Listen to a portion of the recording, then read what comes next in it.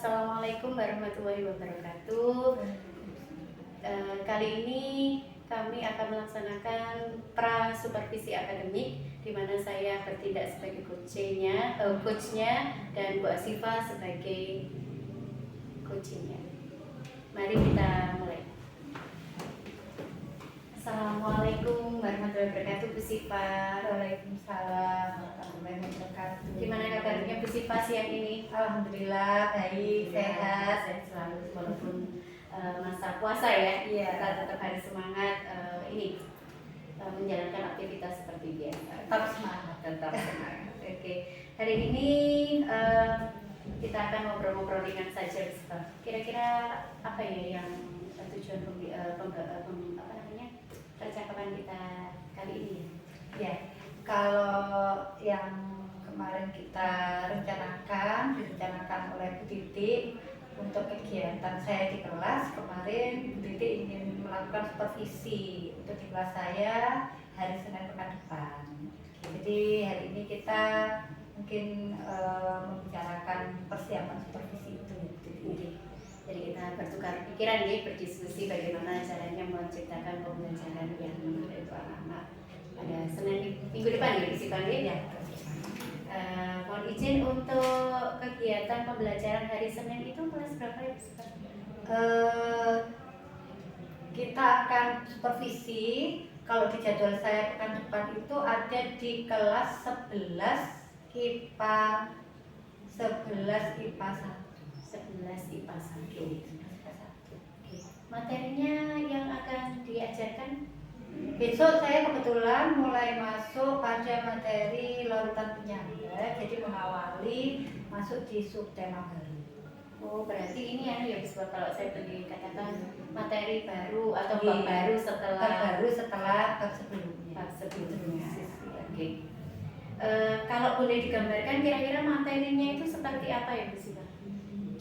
Kalau materinya itu larutan penyangga ini kan sebenarnya masih dalam satu rukun bahasan ya. Jadi kalau di kimia itu untuk di kelas 11 semester genap itu di situ bahasan yang pertama itu tentang asam basa. Kemudian setelah asam basa itu lanjut dengan hidrolisis. Masih tetap sama, yaitu tentang perhitungan pH garam.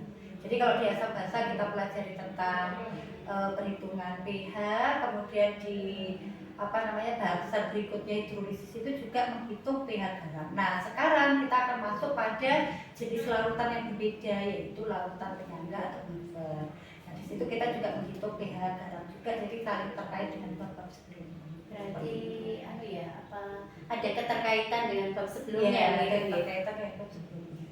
Berarti kalau setelah kita tahu materinya itu dengan ada keterkaitan materi dengan sebelumnya, kira-kira rencana atau langkah pembelajaran seperti apa yang akan dilakukan di kelas Senin? Iya.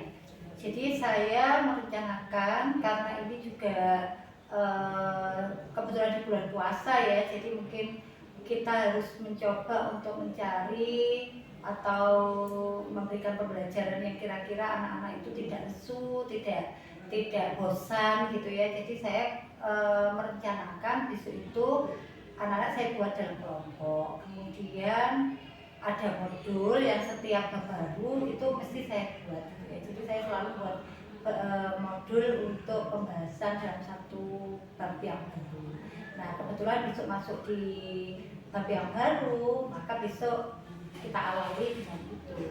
Nah, kemudian setelah dari berkelompok, mungkin nanti saya akan coba sedikit menumbuhkan motivasinya anak-anak dengan mencoba memberikan video motivasi. Biasanya di awal pembelajaran memang saya berikan 2-3 menit itu saya berikan video motivasi. Setelah video motivasi baru kemudian saya coba mengaitkan dengan materi sebelumnya karena memang sangat terkait sekali. Setelah itu baru kemudian anak-anak mulai kita ajak untuk diskusi. Silakan, biasanya mereka diskusi dengan kelompok, kemudian panduannya ya dari modul itu. Mereka biasanya diskusi dari modul, baru kemudian kita diskusi kelas seperti itu. Berarti kalau saya melihat rencananya itu sudah tertata ya, supaya mulai pembukaan, inti sampai dengan penutup sudah sudah dirancang sedemikian rupa sehingga walaupun mereka puasa dengan jamnya jam siang ya bersifat jam siang ya. Jadi anak-anak masih mungkin untuk lebih aktif mau menarik ya. Harapannya begitu ya. Nah saya tadi agak terkesan dengan video motivasi ya. Iya. Itu sebenarnya apa memang sudah biasa dilakukan seperti itu atau memang sesekali saja atau bagaimana? Kalau selalu, mungkin kalau 100% selalu tidak ya, tapi hampir selalu iya. Jadi saya mesti saya kalau bahasakannya itu mencoba memberikan tayangan positif untuk anak-anak. Sehingga kadang memang video motivasi saya kadang tidak berkaitan ya dengan materi saya seperti itu. Kadang terkaitan dengan motivasi mereka untuk lebih rajin belajar, kadang terkait dengan supaya mereka tidak putus asa berjuang, seperti itu, hal-hal yang sederhana dalam kehidupan. Tapi saya berusaha untuk selalu ada 2-3 menit di awal.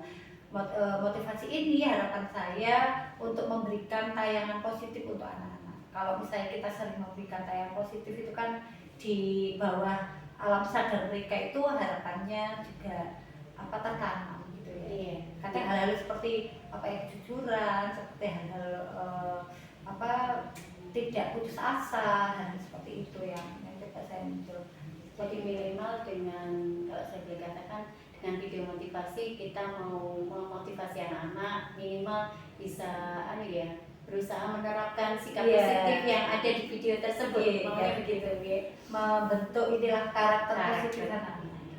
Karena memang karakter sekarang memang perlu selalu ditanamkan ke anak-anak ya biar menjadi kebiasaan juga untuk hal-hal yang positif. Oke, itu juga jarang juga dilakukan oleh Bapak Ibu guru gitu sebenarnya. Bagi saya itu terobosannya bagus sekali. Ya, itu sebuah usaha. Iya. Kalau selalu tidak, tapi hampir dalam 1 pekan diusahakan selalu aja. Dari 2 pertemuan itu, tak 1 kali, tak 2-2-nya itu saya usahakan selalu. Melihat situasi juga gitu. Iya. Dari rencana yang sudah dilakukan tadi, langkah-langkah pembelajaran yang sudah dilakukan tadi, menggunakan model pembelajaran apa itu? Saya berencana kalau dalam perencanaan pembelajaran saya itu saya membuat model pembelajaran kontekstual ya. Jadi ini kooperatif kontekstual. Jadi bagaimana anak-anak itu mencoba mengeksplor pemahamannya itu dengan cara diskusi kelompok. Seperti itu kalau saya rencanakan seperti itu. Kenapa? Karena sepertinya memang mengeksplorasi pemahaman mereka secara berkelompok itu sepertinya lebih awet ya dalam ingatan mereka daripada kita jelaskan.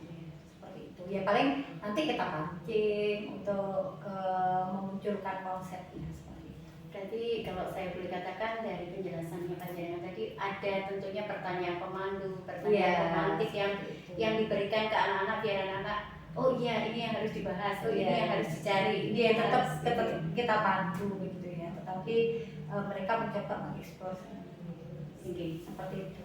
Dari yang sudah direncanakan sebegitu baiknya ya sudah dari awal dan motivasi dan lain sebagainya. Kira-kira menurut gambaran Bu Siva, kira-kira ada nggak masalah yang mungkin bisa timbul ketika Anda berusaha untuk menerapkan pembelajaran tersebut? Sebenarnya kalau misalnya anak-anak itu punya bekal awal ya, itu saya kira harusnya tidak ada masalah. Tetapi terkadang memang namanya anak-anak, tidak semua anak-anak itu ketika kita masuk dia sudah mengulang lagi materi yang sebelumnya seperti itu. Dan sepertinya yang sering terjadi ya hal seperti itu. Jadi misalnya kalau kita pembelajaran itu memulai bab baru, biasanya anak-anak malah lebih santai gitu ya. Bab yang kemarin sudah selesai, sekarang kita masuk bab baru gitu. Padahal bab baru itu harusnya mereka mereview lagi bab sebelumnya. Kemudian meskipun itu kemarin juga sudah kita ingatkan, pertemuan sebelumnya kita ingatkan, ayo pertemuan berikutnya masuk bab baru tapi bahannya di bab sebelumnya dipelajari kayak gitu. Tapi khawatir saya kalau mereka misalnya pertemuan besok itu mereka tidak mempelajari bab sebelumnya, bisa jadi pemantik kita itu bisa jadi juga tidak cepat mendapat umpan gitu ya, umpan baliknya belum tentu cepat dari anak-anak. Berarti yang masalah yang timbul mungkin salah satunya adalah anak-anak itu kalau sudah mulai masuk bab baru, bab lamanya agak dilupakan ya. Bab lama itu tidak dibuka kembali gitu. Padahal karena ini materinya berkaitan, tentu saja mereka harus memahami kembali materi sebelumnya gitu ya. Seharusnya kan materi sebelumnya itu sebelum pertemuan saya misalnya juga baca-baca lagi. Jadi kalau nanti berkaitan dengan pH atau asam basa itu tadi mereka sudah ingat gitu ya.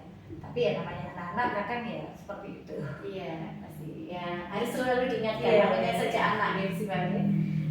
Dari masalah yang timbul kemungkinan yang terjadi itu tadi, kira-kira rencana aksi apa yang Bu Siva lakukan untuk mengatasi agar masalah tersebut tidak terjadi saat pembelajaran di Senin minggu depan? Ya mungkin kalau menurut saya ya bagaimana kita mencoba mencari pertanyaan pemantik itu tadi. Jadi memang menumbuhkan keaktifan anak-anak di kelas itu juga tidak mudah. Kadang hanya anak tertentu yang muncul menjawab misalnya kayak gitu. Jadi mungkin ya sambil meminta mereka untuk menjawab secara sukarela. Kadang sekali dua kali mungkin perlu besok itu kita pantik dengan kita panggil beberapa anak untuk mencoba. Kadang juga ada tipe-tipe anak yang sebenarnya dia bisa tapi dia nggak mau menjawab atau nggak mau mencoba menyampaikan.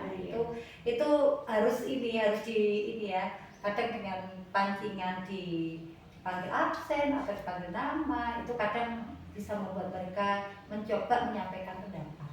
Mungkin itu yang bisa kita lakukan untuk menghidupkan suasana dan meminimalisir istilahnya hambatan dalam pembelajaran besok. Tapi ya sambil kita lihat besok seperti apa. Iya. Tadi kan kadang memang karakter anak itu berbeda ya. Ada yang aktif, ada yang walaupun bisa dia saja dia tidak mau menyampaikan. Iya, memang kita seperti yang dikatakan Bu Siva tadi harus ada cara-cara bagaimana kita itu menggugah mereka yang pendiam itu mau bicara gitu. Itu memang begitu. Iya, betul. Dari masalah, kemudian dari rencana aksi yang sudah dipaparkan tadi, kira-kira harapan apa yang ingin diwujudkan oleh Bu Siva dengan pembelajaran yang sudah direncanakan tadi?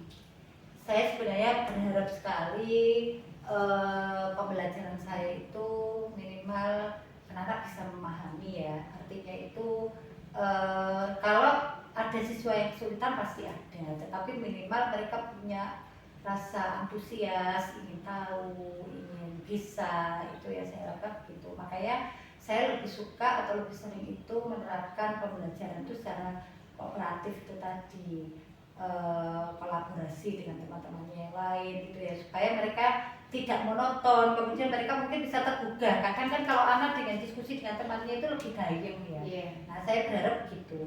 Harapan saya ya mereka bisa mengikuti pembelajaran saya dengan baik, mengambil ilmu yang bisa diserap itu juga dengan baik, harapannya begitu.